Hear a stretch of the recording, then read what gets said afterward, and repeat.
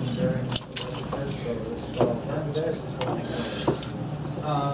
right, so, couple notes on stuff I've seen of late, and then we're gonna do a little round robin we came up with on the bus.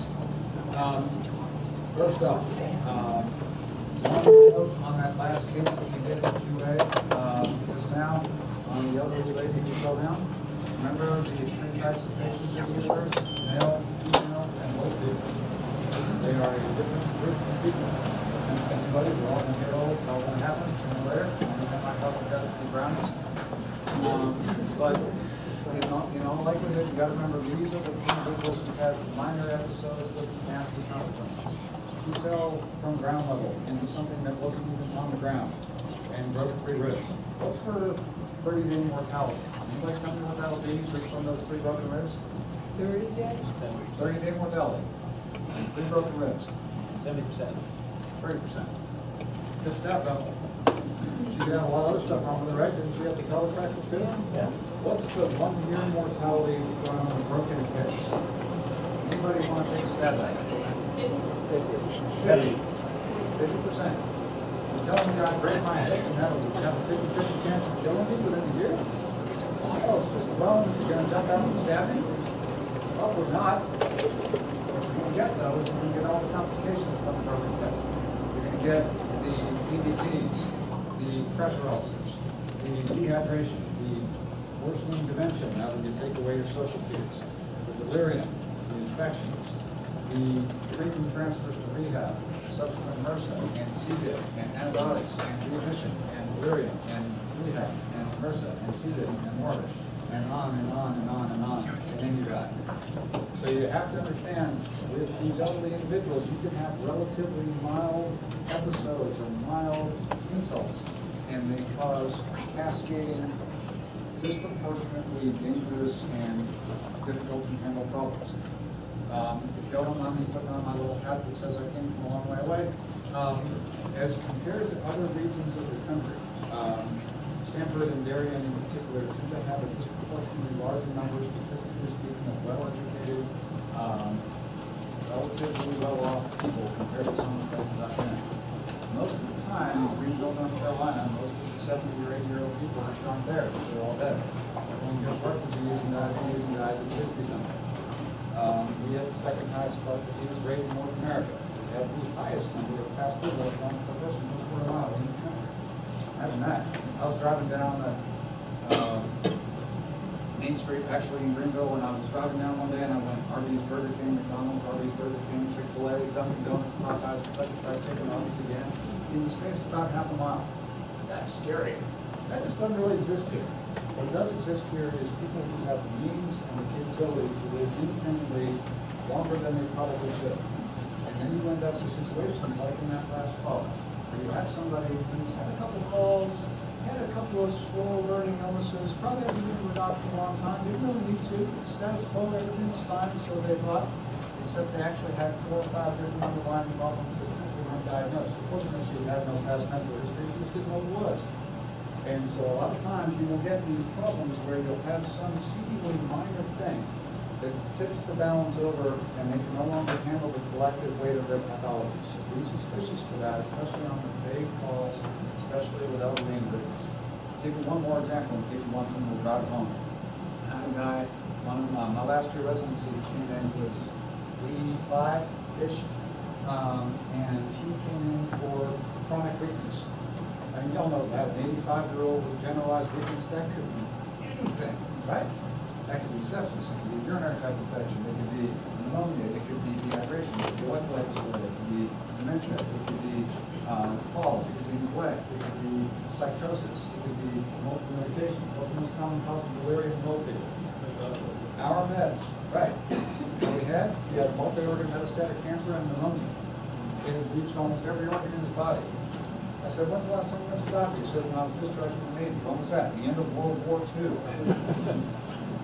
All right, so beware, male, female, old people. All right, so what we're going to do next, we're going to talk about a round robin. And there was a great, who's seen the movie Dead Poet Society? Wow. All right, good for y'all. Great movie. that one scene, and I'm not spoiling the movie for y'all, don't worry about it. There's that one scene where they have the one gentleman named Todd Anderson. I think played by young Ethan Hawke. He turned out to be pretty good. And he was very afraid of saying what he thought, very afraid of expressing how he felt about things, what scared him, what he was uncertain about. And they challenged, Robin Williams' character, the teacher, challenges him to make a poem about something he has to read in front of everyone. He walks out of the room and he says, Mr. Anderson, don't think that I don't know that this assignment scares the hell out of you. So, tonight we're going to do exactly that. We're going to do about a half hour worth of sort of a round robin around the room. Stuff that you've seen lately on calls, and the call for this, we need to think about and brainstorm on this. Should have gone out about a week and a half ago. So you got some ideas about stuff you've seen, calls you've seen, cases you've seen where you either didn't quite know what you were looking at, or you knew what you were looking at, weren't quite sure what to do about it, or you had multiple problems at once and you're like, oh my gosh, where do I start first? What's my priority? What should I be treating? I may not know exactly what happened to all of those people. Not very popular belief. I don't actually see everybody in Stanford, just a good chunk of them. But by all means, non-judgmental type of thing. We're going to have ourselves an interesting time. We're going to deliberately target the stuff you don't know and the stuff that scares you. Or if you don't have a case and you just run into a clinical problem a lot and not quite sure how to address it, now's the time. So, anybody want to start? You know, nobody will start. I don't think so. I'll start. Okay. Yeah. We had a motor vehicle accident, which was a result of a seizure, and the patient had no recollection of anything happening at all until the accident itself. He had a time span of 6:30 in the morning until almost 10:30 in the morning, where he had no memory of what had happened. Yes, it was just the other day. Yeah, I treated that. Joe.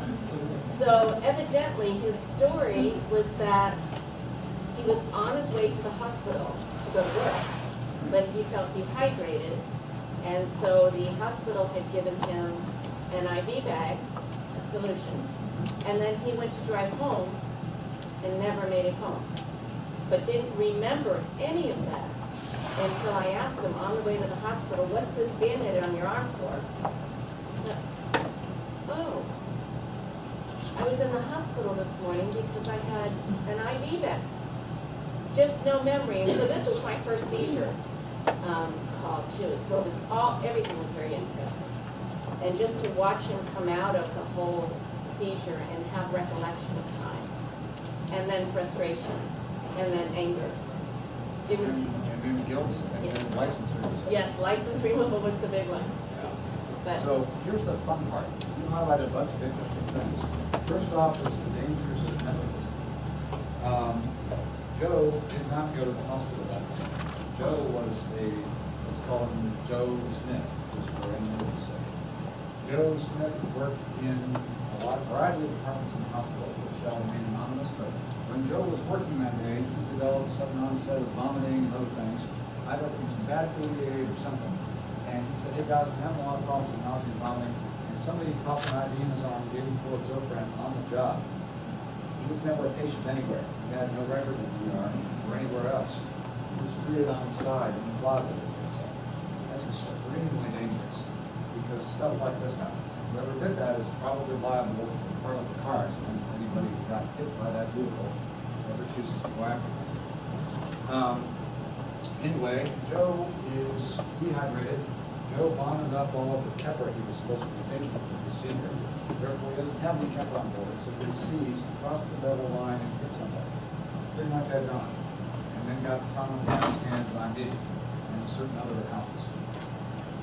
In the process, we found that Joe had no serious organic injuries, no head injuries, nothing to his chest, nothing to his belly. He was amnestic for the episode. The reason he doesn't remember is the seizures tend to make you have problems with memory, apnea, you tend to stop breathing when you seize, potentially create a little bit of retrograde amnesia. I felt funny and I felt like something bad was going to happen. I woke up and I was looking at the sky and people were standing over me going, CMS, you okay? And they have this gap. You're not conscious enough when you have a seizure.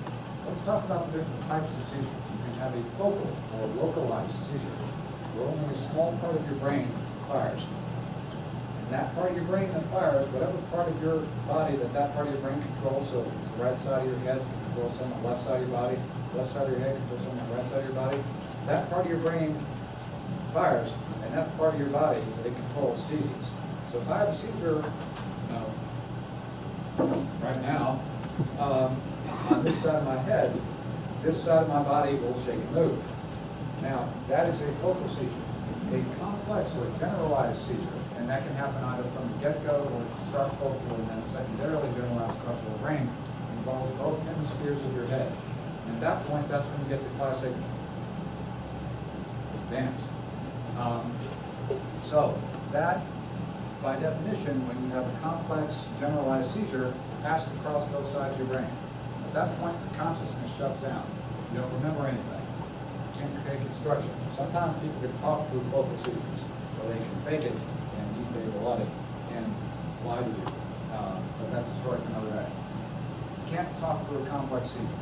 Anybody ever tells you both his arms were shaking and he said he felt weird, he wasn't having a seizure. Because if both your arms or both your legs are moving, it therefore involves both sides of your brain, and therefore your consciousness is shut down, that is physically impossible. You can't remember jack. That's why you didn't remember anything either. Here's the fun part. When you have a seizure in a car, you lose all control of that car, as he did. When that car is moving, that car is now a missile. Who's ever heard of kinetic energy? Knows what that is. All right, what's kinetic energy? Try again. The energy of motion, right, the energy of a moving object. Kinetic energy equals 1/2 mass times the velocity of an object squared. The velocity of an object is way more important than the mass of that object. So the fact that he hit somebody else with a car is not nearly as important as the fact that he hit somebody else going 45 miles an hour. That's why the space shuttle is terrified of flying satellite debris. If you get hit with something the size of a penny, it's going 17,000 miles an hour. It's going to blast you apart. It's in gravity. So when he hit that other car and nailed those other two people in that car, when he seizes and is out of control, is now a loaded weapon. And he now has to have his license revoked by the state. He's got a court date in a couple of weeks. If he had killed him, it would have been involuntary manslaughter. That's why he also can't swim now. Think about it. What if he has another one of those seizures while he's swimming? He'll just drown. He will lose control of his airway, he'll go apneic, his airway will open, he will flexibly inhale a bunch of water, he will swallow it, and he will just float sink. That's why he doesn't have any memory. Another type of reason you get with that, what do we give people for seizures? We give them Ativan, we give them Valium, we give them Zyrtec. One of the Versed side effects is it causes retrograde amnesia. Our meds don't like to remember stuff like that. So, that's probably where that came from. Okay. He's been more careful about his meds. If he had realized that he had vomited up all that Keppra, taken his meds. he took them. But how does he do that place so aware, like, oh, I threw up? Everybody's perfect. And also, we spoke with his neurologist who says that he takes his Keppra like a religion. He only has seizures when he drinks. Lot thickens. All right, next. Oh, no, I could have actually, I'm standing right here, I'm not gonna get to you, you're too far away. Somebody give me something interesting, something you've seen, something you don't quite understand, or you knew what it was, but you weren't sure what to do about it. Or, hey, I saw this cool case, what happens next physically? Rock, paper, scissors. Oh, no, come on, yeah, I think I'll do it.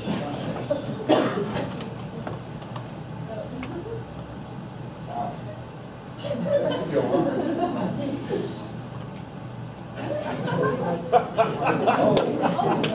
Yeah, winner.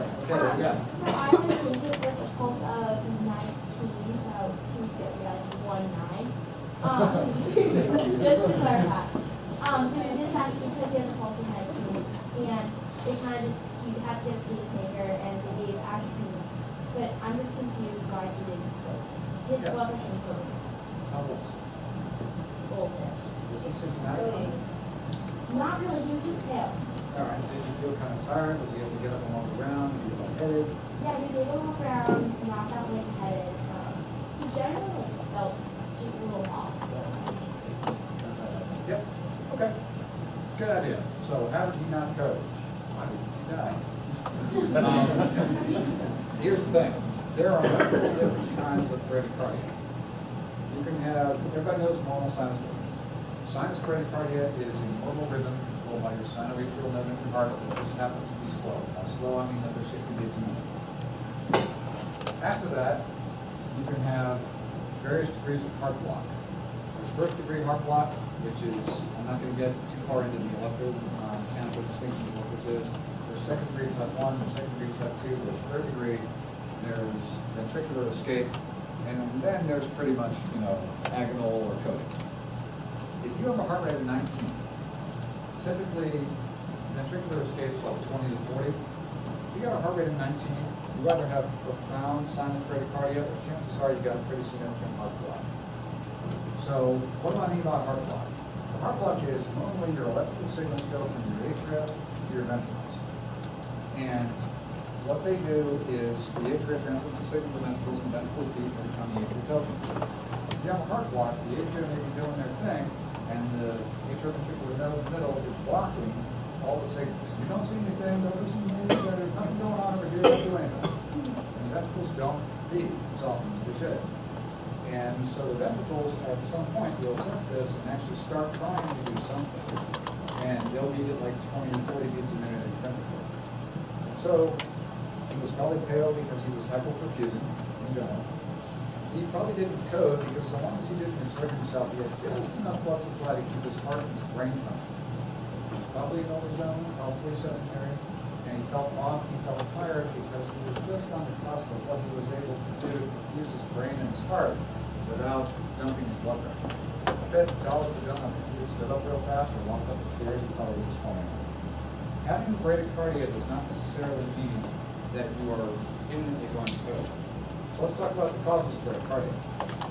Medications, particular beta blockers, and calcium channel blockers, in particular in overdose. Those are really nasty overdoses. Heart block, like I talked about, or other electrical cardiac problems. Hypoxia, especially in children. A lot of times in little kids, especially under 1 year old, infants and newborns, bradycardia is indicative of hypoxia. The most common cause of death in children is respiratory arrest, not cardiac arrest. And so a lot of times, one of the first things they have you do in neonatal resuscitation, should you ever encounter a bradycardic infant, you get called, hey, we just had a baby, quick, he looks like a spaghetti bowl, or little noodle spaghetti, he's just sitting there, it's kind of pale and blue. Oxygen is the first thing he needs. And you'll notice that his heart rate improves when you give him the O2. So hypoxia is a common cause of bradycardia. Atropine, this gets a little bit more into the medic territory of things. Atropine works great on first degree and second degree type 1, not so good on second degree type 2 or third degree type 1.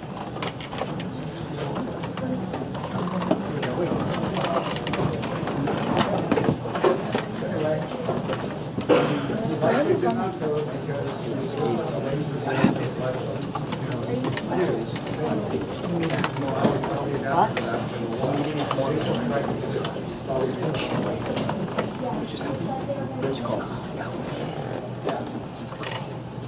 Okay. What else you got? Give me another idea or a case or something cool. What do you do about this?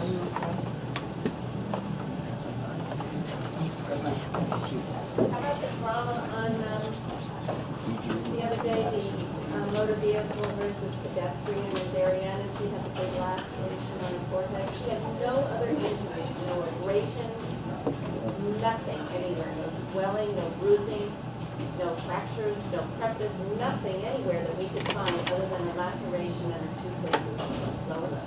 Yeah. Amazing. Oh, she did have neck pain. Yep. Okay. Yeah, I took care of this one too. The story was, we had a normal female who was walking across the street on a walk signal as she was supposed to. Somebody didn't see her, drove out and hit her and basically tossed her about 12 feet through the air, maybe a little further, hit the ground, and took a large diamond-shaped section out of her head, face down, full of blood, broke some teeth, And she came in as a trauma lady. The thing that stood out to me is that trauma timeout thing that we talked about last time I was here was deployed in the meeting and worked. It's made me happy. Dispatch on air to Collective Series First Contown BLS on priority number 78 Brookside Road. It's going to be for a 20-month-old having a seizure. Repeating dispatch on air code 5378 Brookside Road. 20-year-old male having a seizure. Project going to be Prospect Ave. Time's going to be 2014.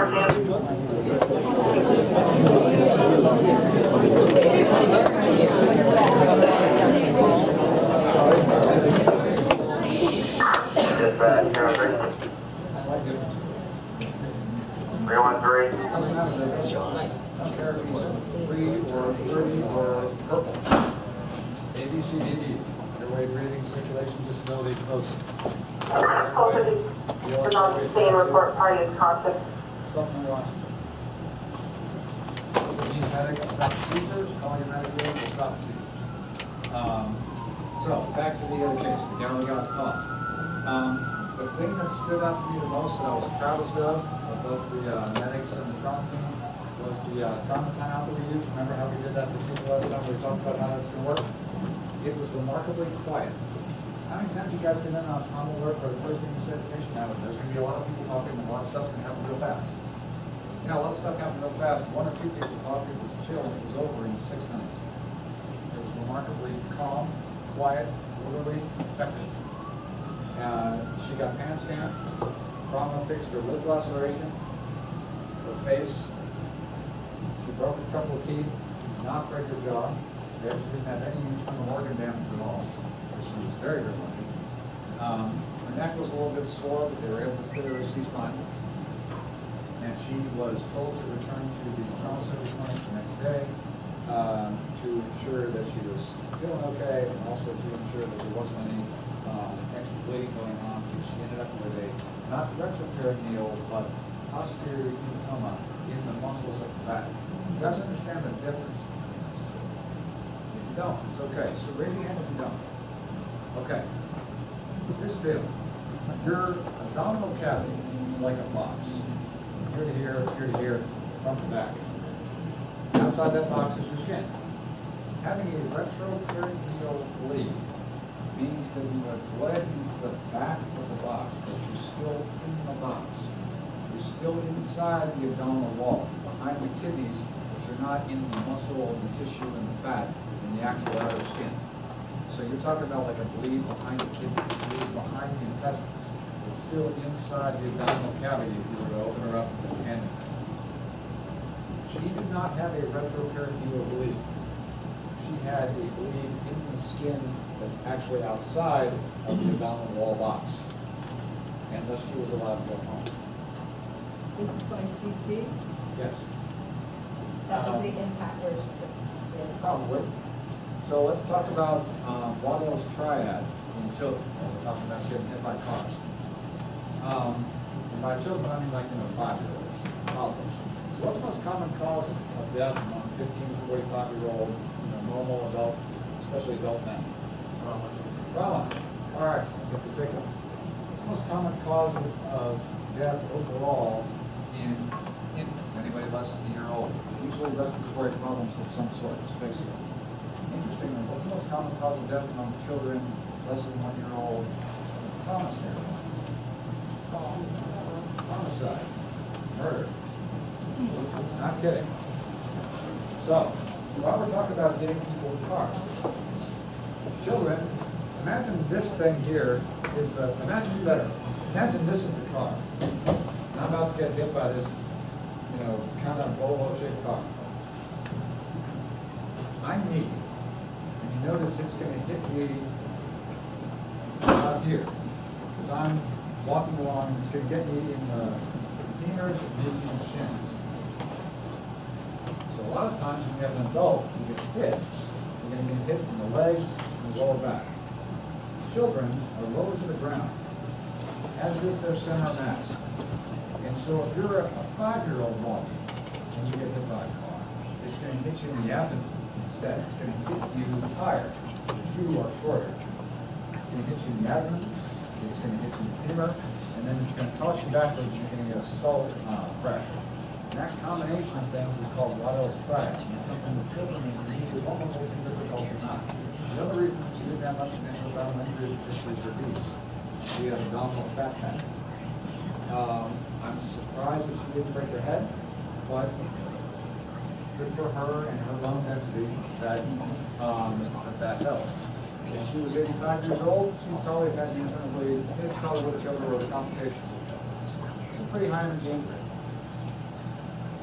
That was not a trauma code. Why not? Doesn't that sound like a pretty gnarly accident? No LOC? It's an LOC. No, meaning that would be. No, LOC makes it actually work. But my point here is, while there is some role for paramedic discretion in the activation of trauma team, having a visually impressive accident alone does not necessarily make it a trauma code. Remember, I discharged her. Most trauma codes don't go home that. The trauma alert criteria should be in the cards, on every send ambulance, and you guys all have them too. And the differences between trauma alert and trauma code are very objective, and they exist for a reason. It allows us to detach ourselves from the emotional impact of, holy cow, look at that. And say to ourselves, what are the physical exam findings do we have to justify the trauma code versus trauma alert? Now, what does the trauma code get you? Anybody know the difference? Anybody ever been to a trauma code? Anybody else? No, it's okay.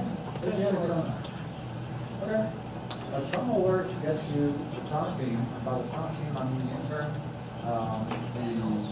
the secondary resident, and the trauma chief. Does not get you knee tendon, does not get you anesthesiology, does not get you the full body down thing. Trauma code is usually reserved for profoundly altered mental status, intubated people, gunshots, stabbings, penetrating injury, 2 or more functional long bone fractures, and that sort of thing. And that gets you the trauma intern, the middle level resident, the trauma chief, trauma attending doc, anesthesiology, me, sometimes a bunch of other ancillary staff. It also gets you with a heck of an emotional response, like 12 people in that room not doing anything. We're all looking at you going, let's see the crazy. But that exists because those people are likely to use those extra resources. Despite the fact that she had this crazy laceration in her head, blood everywhere, and she was freaking out, it was not, in our grand scheme of things, that bad. And so this trauma code was not required. So that's the reason for that choice. Somebody else? Another 5, 10 minutes? Somebody else? Yes, sir. Several years ago, I had she was a stage 4 cancer patient who was a patient of ours because she had different. The medic arrived on scene, we brought her in, the medic arrived on scene, and she was a life and science to the hospital. Later said that he always did that in stage 4 cancer patients. There was the risk that stage fall apart. And the other day we had another stage 4 cancer patient feeling in general was weakness. We didn't have that service doctor, which is normal trouble in the hospital. So what are some of the special considerations that were First off, that paramedic you're talking to, bless his heart for his hard work, is mom.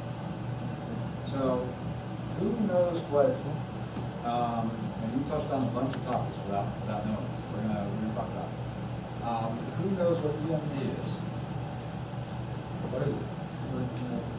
Right, emergency medical dispatch or electronic medical dispatch. What's so special about that? I thought we dispatch people to emergencies all the time. What does that mean? What it is there's a lot of politics and a lot of history behind EMS, even as young as we are. Keep in mind, EMS didn't exist until 1966. There was a white paper written by the Lewis and Francis Nixon called Accidental Death and Disability, Collective Disease in Modern Society. And it pretty much opened people's minds up to the idea that if you get hurt, you might die. What? Really? No, surely not. But actually, yes. On average, the medical system kills 747 worth of people every couple of weeks. There's a seminal report of 2006 by the Institute of Medicine called The Air is Human. which showed the massive amount of overkill and error and the cost of that error and the cost of sometimes excessive futile treatment to the people that we are trying so desperately to serve.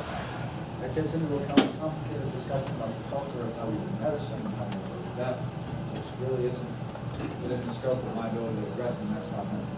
Basically, what EMD is a set of protocols that the dispatch would use to determine what resources, what units to send to a given call, and at what speed they should go. So the levels exist as follows: Omega, Alpha, Bravo, Charlie, Delta, Echo. In that order. Echo is emergency, bad. You think it's kind of counterintuitive. I'm the Alpha, I'm the Omega. That must be the big thing, right? No, it's the opposite. Omega is, I can refer you to your primary care doctor next week. How many people have the cojones to do that on a 911 call? Because you never know what you're going to miss. Alpha is relatively low. Beta is a little bit worse. Charlie is, okay, now we're going to get into lights and sirens, at least of the paramedics. Delta is, everybody's going lights and sirens. Echo is simply the nearest thing with wheels that goes. And what Alpha, Omega, Alpha, Bravo, Charlie, Delta, Echo means locally may vary. Each individual town, Stanford, City, etc., define what Alpha or Bravo or whatever means to them.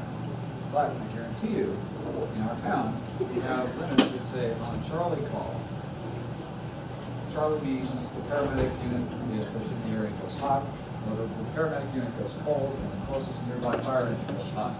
Every time, whether they like it or not, whether their spider senses tingling or not. And you can have, the dispatchers have a certain amount of sort of wherewithal to upgrade that, but this may sound strange, that system has not existed for very long. And in many, many environments, it was very much suit pants, wow, that guy sounds really nervous on the telephone. Let's make everybody go lights and sirens. Oh, that doesn't sound so bad. Let's make it cold response. Because I am the dispatcher and I can diagnose people over the telephone. Have you ever called your doctor, over the telephone and said, my child has a fever, he's coughing, he's got, sore throat, etc. What should I do? What's the most common response? Well, you should either come to my office or you should go to the ER. I had a guy the other day with I think you and I got to sell this guy together.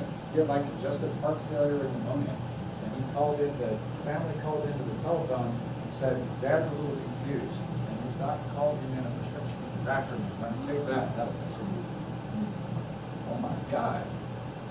No, absolutely not. You cannot make those kinds of acuity decisions on the phone. So what this EMD system is it is a series of coded, systematized questions that the dispatcher has to ask based on your complaint. Let's say your complaint is shortness of breath. They have a series of coded questions, and it's like those choose-your-own-adventure books. No, we say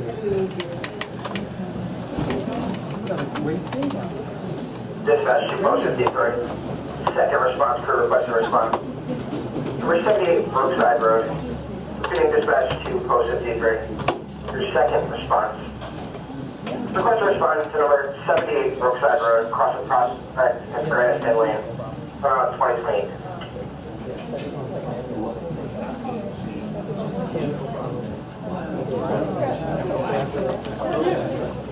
For the 31, almost 31, correct?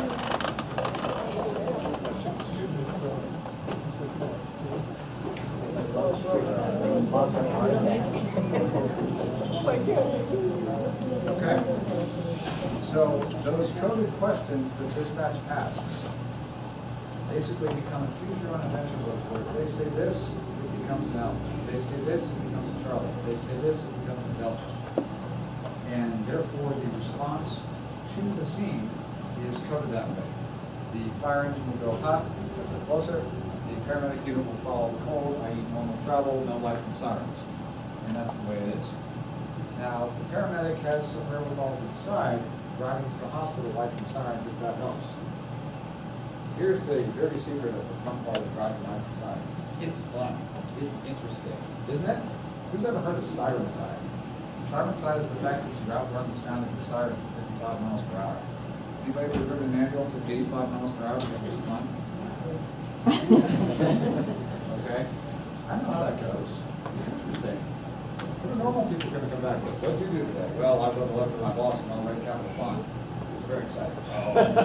No, I went to a freaking house fire and the whole thing burned down and people were throwing stuff out of the building and everyone's running around trying to get out of the way of the falling fire. It was awesome.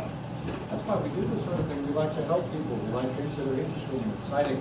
We like to get involved in ways that immediately change lives. So sure, we gotta go and call lights and sirens because that's what we do, because we have them, right? Perfect. I need to drive it home any harder than that. Here's the thing. Less than 5% of all EMS calls anywhere require the speed given by lights and sirens. So the vast majority of EMS injuries in terms of fatalities, the number one cause of EMS fatalities is traffic accidents caused by our lights and sirens. Either we hit something, we go through a red light not realizing that somebody else didn't see us, we cause someone else to hit something. I've done that. Lights and sirens were on, the guy was staring at me, looking at the shining light, I'm sitting stopped. And the guy's looking at the light, driving into a semi-truck. You can see him doing it. Bam! It is a distracting thing. Lights and sirens are by and large not necessary. Driving lights and sirens from the scene to the hospital is by and large not necessary. It is overkill, it is dangerous, it is a waste of fuel and resources and time. And the vast majority of the time it is not required. There are a few times, don't get me wrong, where it's necessary. Cardiac arrest, respiratory distress, anaphylactic shock, unconscious person, that sort of stuff. And then it matters, because there are those few times where those few minutes may save lives. In the vast majority of it, for the old person who's been weak for a week and a half, no, it will not. It may make them feel better. It may give you a higher score and a clap on the back because you got there quickly. But in the meantime, if you're driving lights and sirens on the way into the hospital for the person who's been weak for a week and a half, who's stable, and you hit a tree and die, or hurt them, or kill them, who would be done favors? No one. The vast majority of all ambulance calls do not require lights and sirens, and their overuse is the leading cause of EMS death. Period. The end. The leading cause of EMS injuries beyond that, the next most common cause is back injuries. So this is why we have, at least in this town, such a structured manner in which you're dispatched, lights and sirens or not, to a given call. The vast majority of responses from the scene to the hospital, while technically under control of the paramedic, do not require them to. And you'll find the more experienced the paramedic, the less often they will go. And the less often you should. Just for your own safety. It may be less fun, it may be less exciting, less visceral, but you'll help the patient. You'll keep yourself safe, you'll keep the town safe. That's probably enough tonight.